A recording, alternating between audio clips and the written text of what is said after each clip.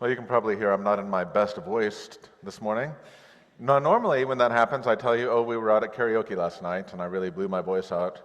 But we weren't. We were at Robin's Nest. Robin's Nest had a chili cook-off yesterday, and I was the MC, and it was in a gymnasium, so I kept going, all right, the silent auction's going to close, but no one was listening, so I had to keep talking louder. But it was a great event, and we actually had a number of church people there supporting what Robin's doing, and Robin's Nest is a wonderful example of creative people meeting a need in our community and building support around it and helping people that need help. So that was a wonderful way to spend yesterday evening. If you wanted to sign up for Saturday, the workday, you can either talk to Susan in the office, or in this week's email, there will be a graphic with a QR code that you can sign up. And actually, FCC is managing the signups, and it's on our social media. You can go on our Facebook page and see the same QR code. And we're hoping to get 6 or 7 volunteers from Resurrection. I don't think you'll be working more than 2 or 3 hours, but it'll make a difference in our neighborhood. There's something to remember about the Bible, especially something like the book of Isaiah, and not just Isaiah, other books and places, is it's like a Broadway musical. You know, so there's talking, but then there's singing. And the problem is, when we convey it as the church, it's like we're just reading the lyrics to you. Now, that's not bad, because the lyrics have their own meaning, but there's a power, and it kind of shocks you if all of a sudden people just start singing, they just break out in song. So when Isaiah says, let me sing you the love song of my beloved in his vineyard, he doesn't just start talking. We imagine he starts singing. Maybe he had a little harp and he was playing. And I'm not going to do that, but you know, it would be great actually if I could, but I won't. But he starts singing, like John Hendrickson could have started singing this morning, and that would have been a very appropriate response to Isaiah singing a song about the beloved and his vineyard. And it's a reminder. John's going, you're glad you should be grateful I didn't. It's a reminder that this story of God and people is a love song. You can't forget it.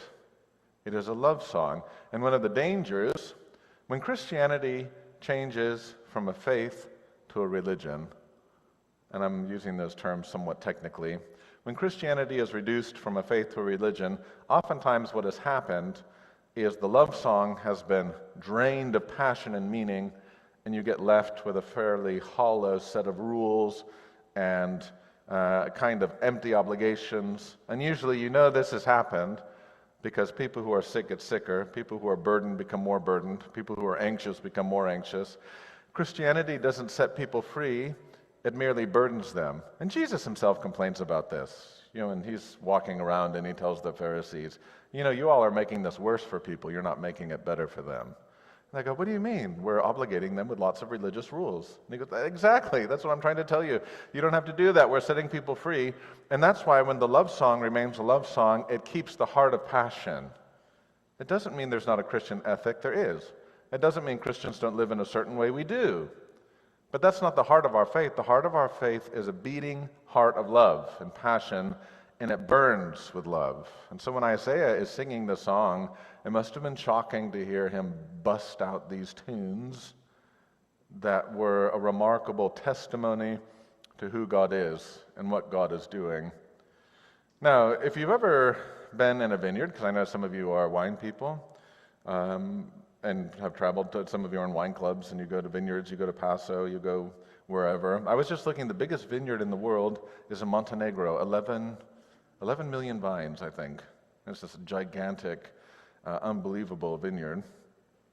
But vineyards take a lot of infrastructure, because the whole point, like grapes can grow on the wild, right? You don't need a vineyard to grow grapes. Grapes can grow anywhere, really.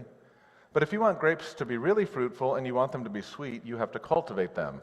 And that cultivation of grapes requires a certain amount of infrastructure that will allow that cultivation to be productive. So, you know, you hear Isaiah singing about the basic necessities of an ancient vineyard. So you need to put a wall around it or a hedge, something to keep out the pests, to keep out the thieves.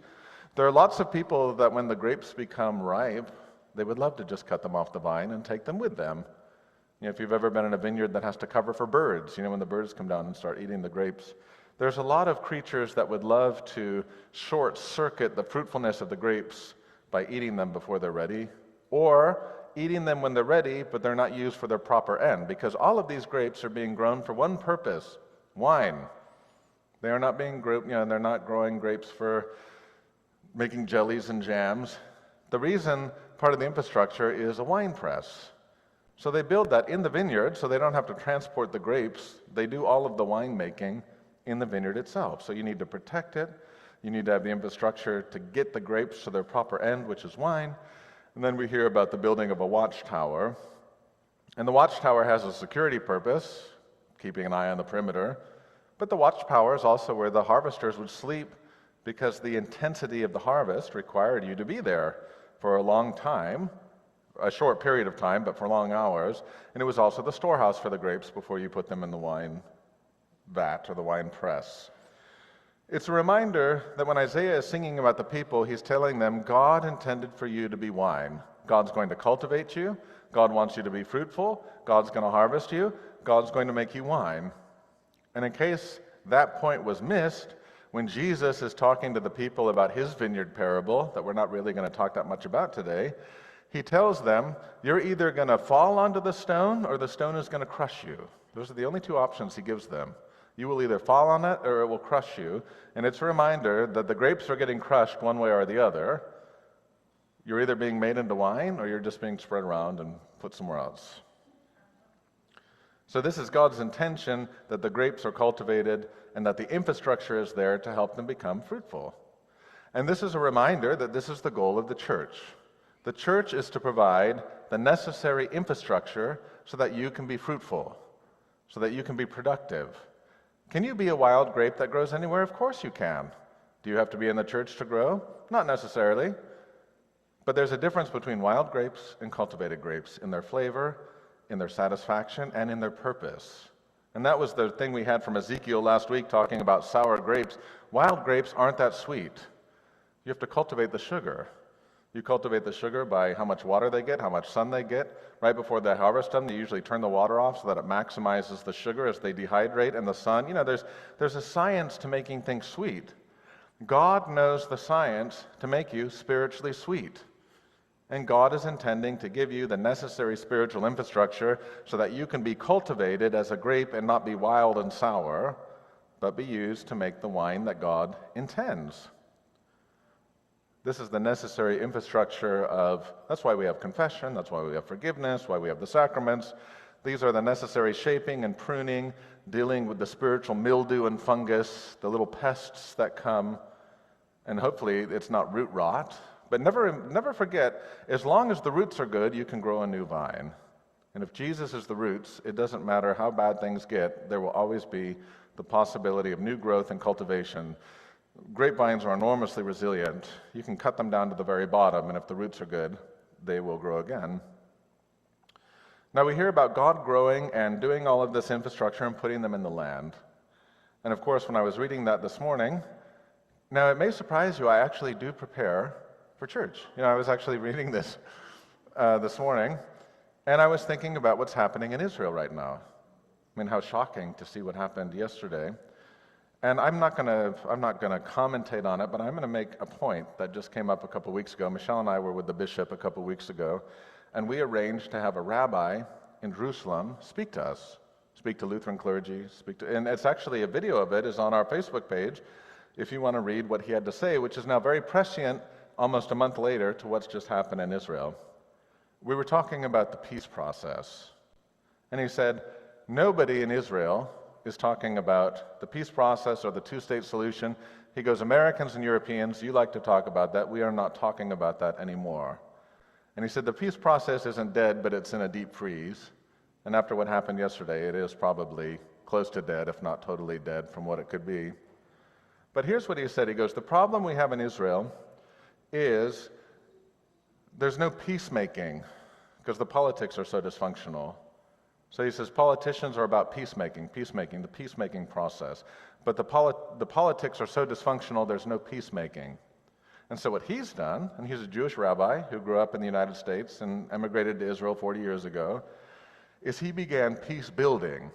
This is the distinction he made, peace building, In the midst of political dysfunction, people like us, you, me, neighbors, churchgoers, Jews, Christians, Muslims, men, women, Europeans, Americans, Israelis, Palestinians, we can begin to say, how do we build peace in the midst of conflict, in the midst of violence, in the midst of turmoil? If you've been following Israeli politics, they were incredibly troubled very recently, and now it's going to be, God only knows what's going to happen next.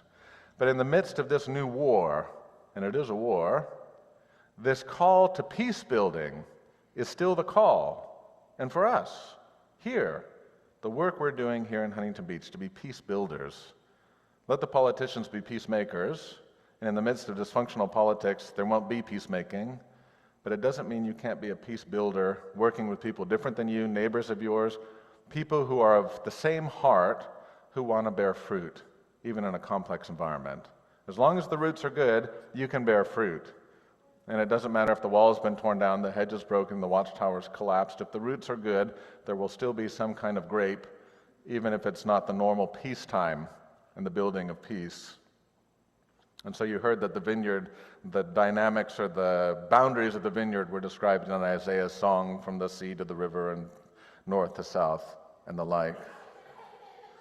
Now, of course, the problem is, and this actually speaks to the situation too, the problem is all of this work was done to cultivate cultivated grapes, to grow cultivated grapes, and instead what God got was wild grapes.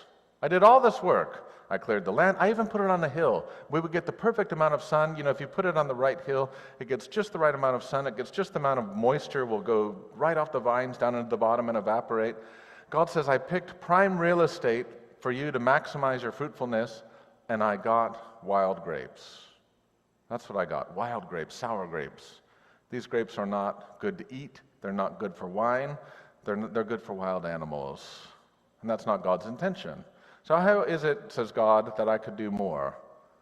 Now we're going to find out God can do more, which God will do in Jesus. But it's a question that we can pause at, the problem of growing wild grapes. You may have had this circumstance, which is you thought you did everything right.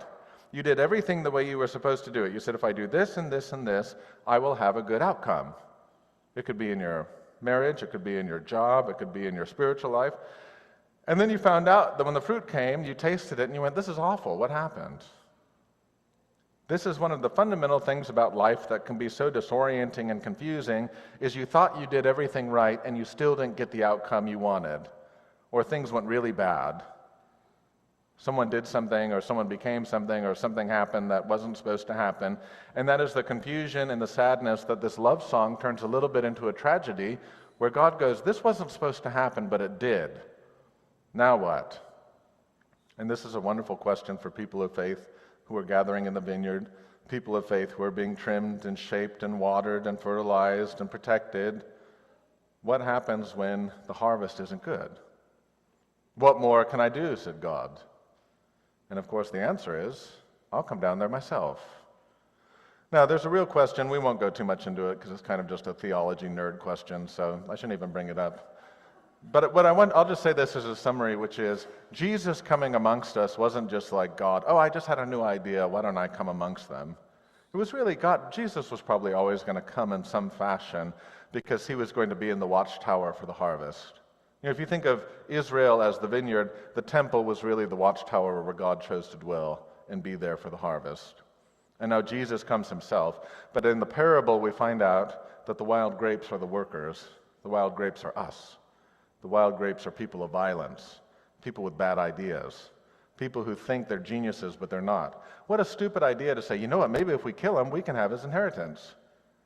That is a ridiculous idea. That makes absolutely no sense. I mean, that literally makes no... You're going to go to the lawyer, and they're going to say, well, where's the son? Well, we killed him, but we're here for you to sign off on the will. There's only going to be some kind of enforcement or some kind of punishment for that. It's a ridiculous idea, but that's the thinking of wild grapes. And you've probably seen that, people of violence or people of a certain irrationality who think that what they're doing makes sense, and it's the logic of wild grapes. That doesn't make any sense at all. The only thing that's going to happen is people are going to get hurt, you're going to get punished, and the grapes aren't going to be harvested. You know, so this is not a good idea. But God knows that he wants wine out of his people. So I will send myself to the vineyard. And that's why the cross is oftentimes compared to the winepress. Jesus being crushed in death is the good grapes, finally the good grapes, no longer wild, being crushed. Jesus' garments stained in blood, his burial clothes, are very much considered wine. So when the angels see Jesus ascending 40 days after Easter, they wonder why he's stained with wine. But it's the blood of his passion. But now he's turned it into the wine of the Eucharist. It's very much a dominant image of Christianity. It's very, it's Battle Hymn of the Republic. The winepress where the grapes of wrath were trod. It's Jesus stomping in the making wine out of these wild grapes and making it good. So this is where we get the reversal of Isaiah's problem. Isaiah says, I did all the infrastructure and I got bad grapes. And now when Jesus comes among us, he goes, the wall's been torn down, no one's in the watchtower, the workers are wicked and evil and violent, and I'm going to take everything that's wrong and I'm going to make good wine out of it. This is the alchemy, the genius, the gospel chemistry of the mission of Jesus. Not that Jesus comes and says, well, now come on, be a better person. Don't be a wild grape, be a good grape. Jesus comes to the people who are plotting to get rid of him, and in fact the ones who do end up killing him, and he says, I'm going to still make wine. God will still get what God wants. God will take the power of his love, this burning heart of love that's shared in the story of Isaiah, and God will have what he desires, which is resurrection, which is good wine. That's why Paul says to the Philippians, I only want to know one thing, the power of Christ in his resurrection. That's all he said. He goes, I just want to know one thing, the power of Christ in his resurrection, because that is the heart of love. That is the heart that Isaiah sang about. That is the gift of my life. And you'll notice it includes, knowing Christ includes the run-up, which will include our suffering and death. Especially when you go to a time of sickness or a time of illness or a time of hardship, we sometimes think that's somehow exempt from this story. It's not. It's Jesus taking those experiences of illness, of hardship, of disorientation, and folding them into the winemaking process, bringing in the sweetness of his love, trusting that, like Paul, the one thing we'll know will be the power of resurrection. Amen.